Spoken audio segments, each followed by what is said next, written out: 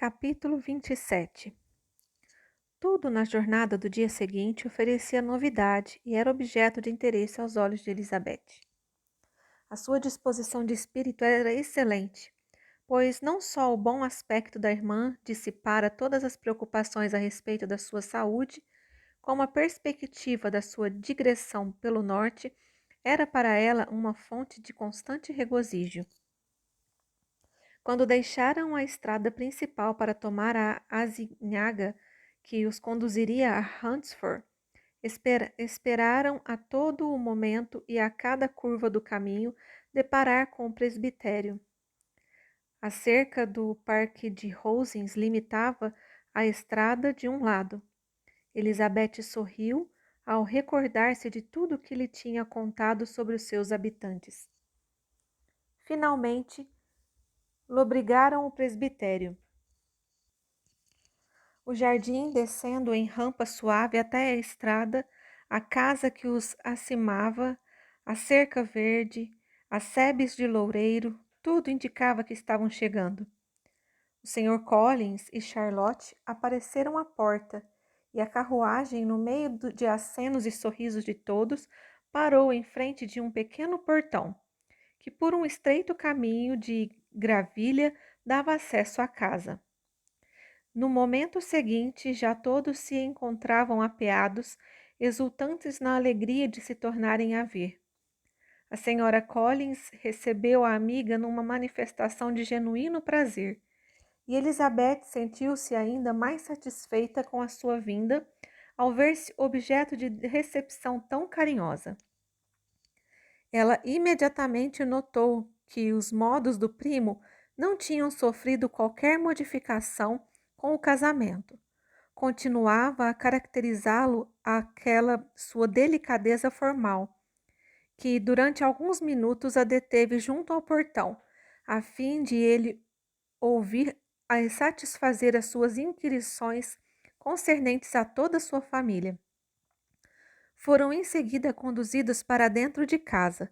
O Sr. Collins chamou a atenção para a beleza da entrada e assim que chegaram à sala, ele tornou a dar as boas-vindas e repetiu meticulosamente todas as recomendações da sua esposa para que os visitantes se pusessem à vontade. Elizabeth estava preparada para o ver em toda a sua glória e não lhe passou despercebido que, ao apontar para a proporção ideal da sala, o seu aspecto e mobília, ele se estava dirigindo particularmente a ela, como que desejando fazer-lhe sentir o que perdera em recusá-lo. Contudo, embora a Elizabeth tudo parecesse belo e confortável, não estava dentro das suas possibilidades satisfazê-lo, mostrando qualquer sinal de arrependimento. E, pelo contrário, olhou de relance a amiga com um espanto mal disfarçado por a ver tão animada junto de companheiro igual. Se acaso o Sr. Collins proferia algo que a sua mulher pudesse naturalmente envergonhar-se, o que de certo não acontecia poucas vezes, Elizabeth involuntariamente olhava para Charlotte.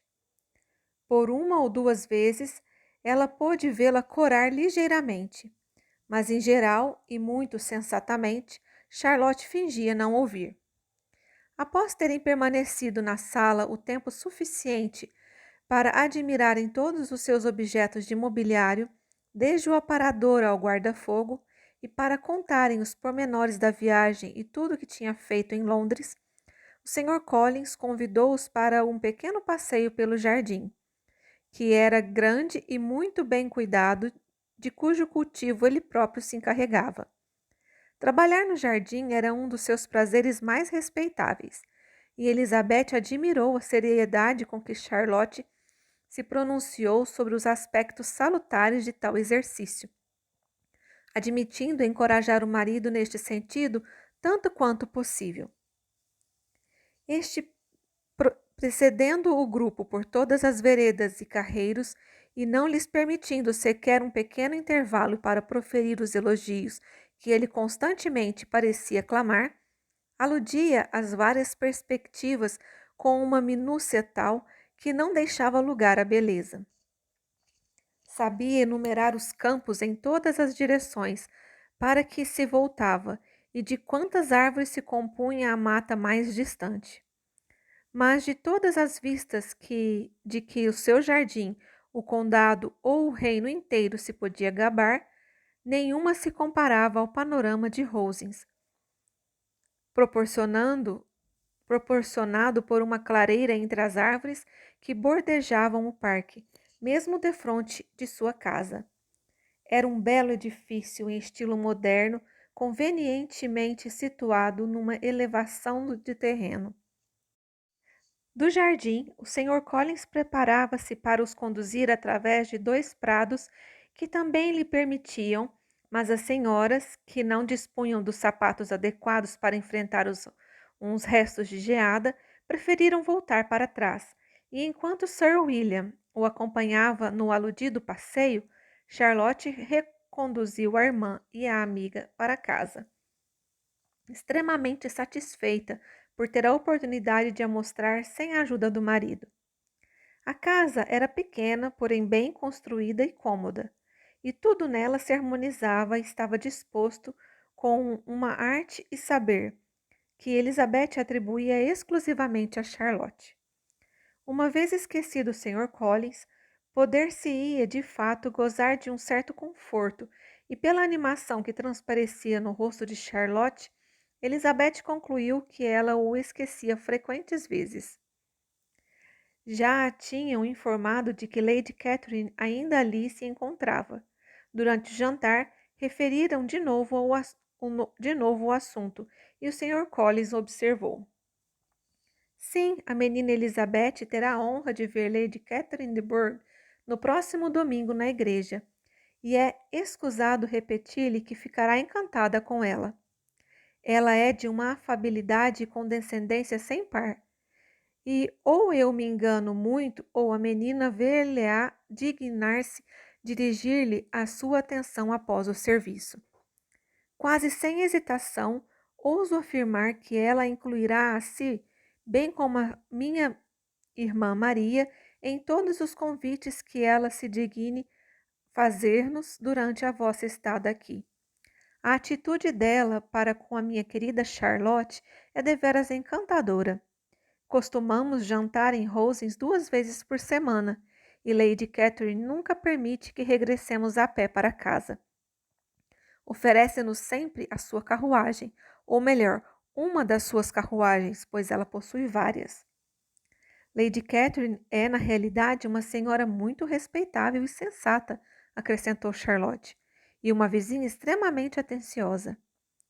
Dizes bem, minha querida, pois é o que eu penso. É uma senhora junto de quem a deferência nunca é demasiada.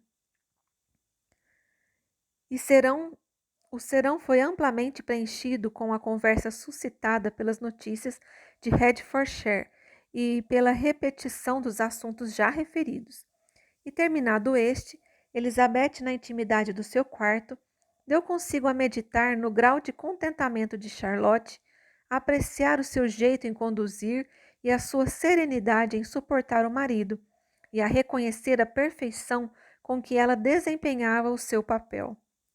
Imaginou também como decorreria a sua visita entre eles, o calmo teor das suas ocupações habituais, as penosas interrupções do Sr. Collins e o esplendor das visitas a Rosings.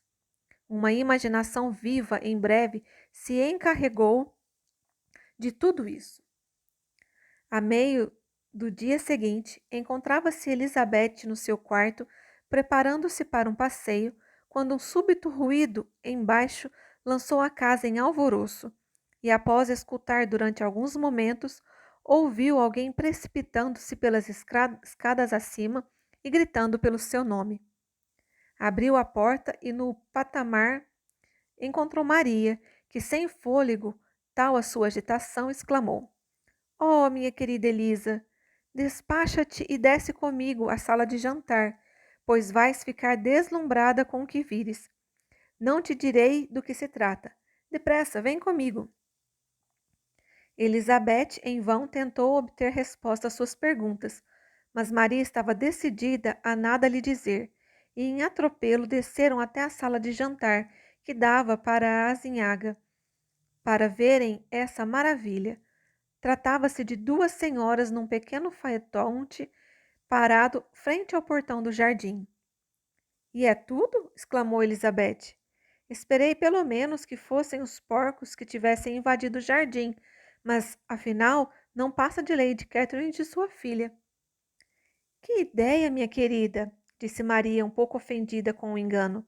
Não é Lady Catherine. A senhora idosa é a senhora Jenkins, que vive com elas.